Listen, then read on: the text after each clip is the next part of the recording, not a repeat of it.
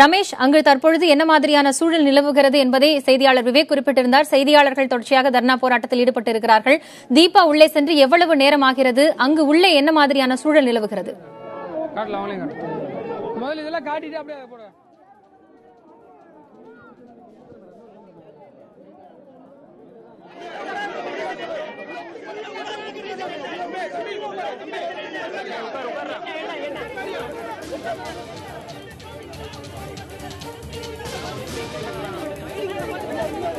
பார்க்கலாம். குறிப்பாக இந்த போயஸ் கார்டன் இல்லத்திற்கு கிட்டத்தட்ட 50 அடிக்கு முன்பாகவே பேரிகார்டுகள் போட்டு போலீசார் தடுப்பு வேலி போல் அமைத்திருப்பதால் இங்கு யாரும் உள்ளே செல்ல முடியாத ஒரு நிலை ஏற்பட்டது. குறிப்பாக இந்த பகுதியில் வசிக்கிற குடியிருப்பு வாசிகள் கூட வெளியில் செல்ல முடியாத, உள்ளே செல்ல முடியாத நிலை ஏற்பட்டிருக்கிறது. தற்பொழுது உயர் காவல்துறை அதிகாரிகள் வரவழைக்கப்பட்டிருக்கிறார்கள். இவர்கள் சாலைகளில் அமர்ந்து போராடக்கூடிய ஒரு சூழலும் ஏற்பட்டிருக்கக்கூடிய காட்சிகளை நீங்கள் பார்க்கலாம்.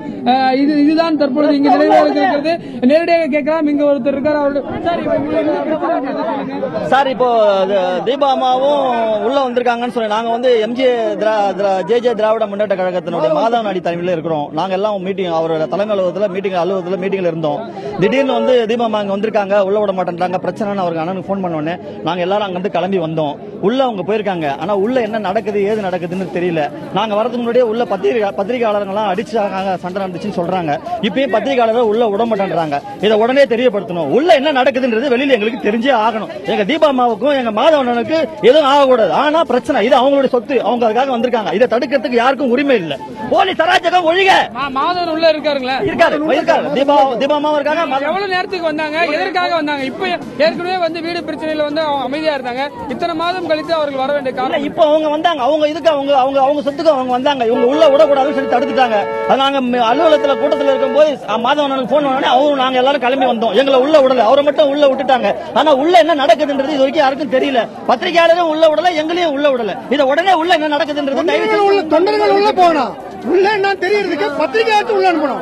ஆளுங்கட்சிக்கு வந்து சப்போர்ட்டா பண்ணிருக்கு போலீஸ்காரங்க நடக்கிறாங்க. அது தப்பு. அது பப்ளிக் என்ன தெரியணும், கட்சிக்காரங்க விடுங்க, பொதுமக்களுக்கு என்ன தெரியணும்ல. உள்ள போய் பிரஸ் மீடியா போனா தெரியும். நீங்க நேரடியாக பார்க்கலாம். இந்த பகுதியில் பாத்தீங்கன்னா வந்து சாலைகளில் அமர்ந்து அவர்கள் குறிப்பாக தீபா மாதவனுடைய ஆதரவாளர்கள் போராடக்கூடிய காட்சிகளை நீங்கள் பார்த்து வருகிறீர்கள். நேரடியாக அங்க இருக்கக்கூடிய நம்ம உள்ள போனோம். எங்க கோரிக்கை, அங்க உள்ள மாதம் சார் தீபா மாவும் இருக்காங்க. அவங்களுக்கு என்ன நடந்திருக்கு எங்களுக்கு தெரியல. எங்களுக்கு தயவு செஞ்சு இந்த பிரஸ் எல்லாம் உள்ள போனோம். பொதுமக்கள் நாங்க கூட ரோட்ல நிப்போம். ஆனா உள்ள போனோம். எங்க அம்மாவுக்கு நடந்த கதி நீங்கள் கேட்டிருப்பீங்க. தங்களை உள்ளே அனுமதிக்க வேண்டும், குறிப்பாக குடியிருப்பு வாசிகளும் உள்ளே அனுமதிக்க வேண்டும் என்று கோரிக்கை வைக்கிறார்கள். ஏனென்றால் முழுவதுமாக பேரிகார்டு போடப்பட்டிருப்பதால் உள்ளே இருக்கக்கூடிய வசிப்பவர்கள், போயஸ் கார்டன் பகுதியில் வசிப்பவர்களுக்கு கூட இங்கே செல்வதற்கு அனுமதி மறுக்கப்பட்டிருக்கிறது. குறிப்பாக இங்க இருக்கக்கூடிய தனியார் பாதுகாப்பு படையினரால், குறிப்பாக இங்க இருக்கக்கூடிய ஊடகத்தினரும் தாக்கப்பட்டதாக சொல்கிறார்கள். குறிப்பாக தேசிய ஊடகத்தை சேர்ந்தவர்கள், கேமராமேன் மற்றும் ரிப்போர்ட்டர் வந்து தாக்கப்பட்டிருப்பதாக சொல்லப்பட்டிருக்கிறது. நேரடியாக கூட அவர்கிட்ட கேட்கலாம். நீங்கள் எப்ப செய்தி சேகரிக்க போனீங்க, உங்களுக்கு என்ன ஆச்சு? காலைல 9 மணிக்கு கூப்பிட்டாங்க. தீபாவும் கூப்பிட்டாங்க. இந்த செய்தியை கண்டிஷன் ட்ராக் பண்ணிட்டு இருக்கிறோம்னால அதனால இந்த ப்ராப்பர்ட்டி டாக்குமெண்ட்ஸ் எங்க பேர்ல தான் இருக்கு அப்படின்னு சொல்லிட்டு கூப்பிட்டாங்க. அதனால மார்னிங் 9 o'clock வந்தோம். வந்து வெளியே இருந்தோம். போயஸ் கார்டன் கேட்டுக்குள்ள கூட என்டர் ஆகல. வெளியே நின்று அவங்க உள்ள கூப்பிட்டாங்க. உள்ள போயிட்டாங்க. உள்ள போயிட்டதுக்கு அப்புறம் நாங்க பாத்துட்டு கூப்பிடுன்னு சொல்லிட்டு கூப்பிட்டாங்க. கூட்டத்தை தான் உள்ள போனோம். அங்க சில பிரைவேட் செக்யூரிட்டி கார்டு இருந்தாங்க. அவங்களுக்கும் தீபாக்கும் அவங்களுக்கும் ஆர்குமெண்ட் நடந்தது. அந்த ஆர்குமெண்ட் நாங்க கேப்சர் பண்ணோம். அதுக்கப்புறம் கொஞ்சம் ஒரு கட்டத்துக்கு பிறகு ஒரு 5-6 பேர் வந்துட்டாங்க. பிரைவேட் செக்யூரிட்டி கார்டு சொல்லிட்டு வந்துட்டாங்க. அதுக்கப்புறம் வெளியே போக சொன்னாங்க. எந்த மீடியான்னு கேட்டாங்க. சொன்னோம் இந்த மாதிரி ரிபப்ளிக் டிவின்னு சொன்னோம். அதுக்கப்புறம் கண்டினியூஸா வெளியே போக சொன்னாங்க. சரி, ஒரு கட்டத்துக்கு மேல நாங்க வெளியே போறோம்னு சொல்லிட்டோம். நாங்க வெளியே வரும்போது எங்களை தள்ளி விட்டு கீழே மிதிச்சாங்க. இந்த மைக்கை உடைச்சிட்டாங்க, கேமரா பிடிக்கிட்டாங்க, போன்ஸ் எல்லாம் பிடிக்கிட்டாங்க கிட்ட இருந்து. அதாவது பல்வேறு சம்பவங்களும் நடைபெற்றிருப்பதாக செய்தியாளர் ஒருவர் தெரிவித்திருக்கிறார். தற்பொழுது இணை ஆணையர் அன்பு இங்கு விரைந்திருக்கிறார். குறிப்பாக தேனாம்பேட்டை, டி நகர் உள்ளிட்ட பல்வேறு பகுதியில் இருந்தும் காவல்துறையினர் இங்கு வரவேற்கப்பட்டிருக்கிறார்கள். இங்கு சமாதான பேச்சுவார்த்தையும், குறிப்பாக கிரி ஆய்வாளர் தலைமையில் அங்கு சமாதான பேச்சுவார்த்தை என்பதும் நடைபெற்றுக் கொண்டிருக்கிற காட்சிகளை நம்முடைய ஒளிப்பதிவாளர் மதன் உங்களுக்கு காட்சிப்படுத்திக் கொண்டிருக்கிறார். இதுதான் தற்பொழுது கள நிலவரமாக இருக்கிறது. காயத்ரி, ரமேஷ், தீபாவும் அவருடைய கணவரும் உள்ளே சென்று எவ்வளவு நேரம் ஆகிறது? ஏன் ஆதரவாளர்களும் பத்திரிகையாளர்களும் உள்ளே செல்ல அனுமதி மறுக்கப்படுகிறது?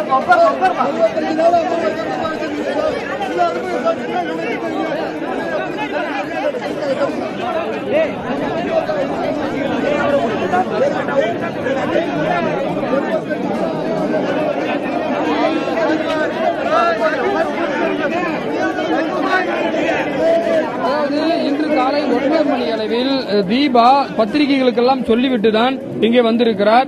ஏற்கனவே அவர் பல செய்தியாளர்கள் சந்திப்பில் கேட்டபொழுது வீடு பற்றி எந்தவித ஒரு கருத்தையும் சொல்லாமல் இருந்தால், தற்பொழுது தீபா தரப்பில் என்ன சொல்லப்படுது என்றால், தன்னுடைய சகோதரர் தீபக் உள்ளே இருக்கிறார், அவரை மட்டும் ஏன் உள்ளே விடுகிறீர்கள், ஏன் என்னை விட மாட்டீர்கள், நானும் குறிப்பாக ஜெயலலிதாவுடைய அண்ணன் ஜெயக்குமாருடைய வாரிசு தான், ஒரு மகள் ஒரு மகன் என்ற அடிப்படையில் நாங்கள் இருக்கிறோம், என்னுடைய சகோதரரை மட்டும் ஏன் அனுமதிக்கிறீர்கள், அவனுடன் பிறந்த சகோதரியான என்னை ஏன் அனுமதிக்கவில்லை என்ற ஒரு கோரிக்கையை அவர் தொடர்ந்து முன்வைத்து வண்ணம் இருக்கிறார். குறிப்பாக நம்ம அந்த பிரதான வேதா நிலையம் ஜெயலலிதா வசித்த பிரதான இல்லமான அந்த வாயில் அருகே நம்மால் செல்ல முடியவில்லை. கிட்டத்தட்ட அங்கிருந்து நம்முடைய ஒளிப்பதிவாளர் காட்டக்கூடிய தொலைவில் 50 அடிக்கு அப்பால் தான் நாம் தடுத்து நிறுத்தப்பட்டிருக்கிறோம்.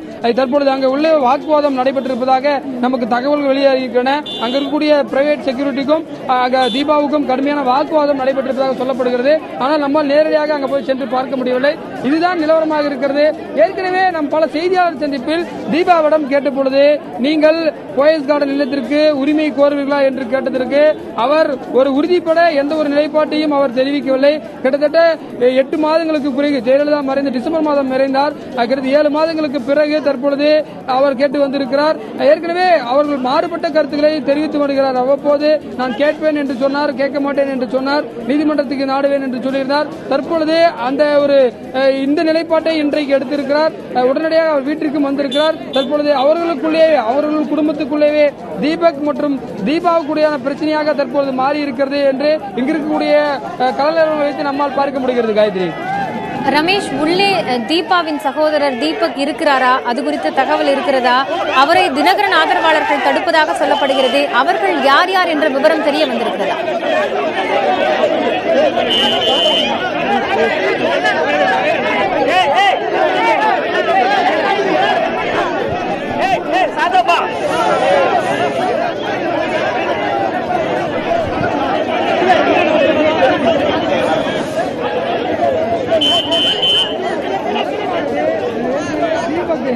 குறிப்பாக சிவஞானம் இல்லத்தில் ஒன்றாக வசிக்கிறார்கள்.